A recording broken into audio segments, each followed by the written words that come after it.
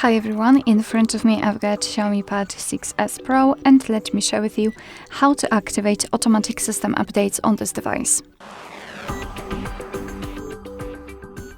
So let's start with opening the settings, and in this left section we have to find About Tablet, which should be at the top of the list. Now let's localize OS version and keep tapping on it until you'll see that you're in the developer mode. If you want to learn more about the developer options, I highly recommend to check our tutorial about it. So now we can move to this left section again and scroll down to the very bottom to find additional settings. Here, scroll down to the very bottom again and tap on developer options. And here all we have to do is to scroll down just a little bit to find this option, automatic system updates. Simply tap on the switcher, and from now on, since this option is active, your device is allowed to apply the updates whenever it will be restarted. So you do not really have to manually update your device. However, remember about restarting it from time to time so it will have a chance to download and apply the updates.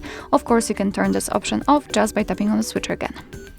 Alright, so that will be all. Thank you so much for watching. I hope that this video was helpful, and if it was, please hit the subscribe button and leave the thumbs up.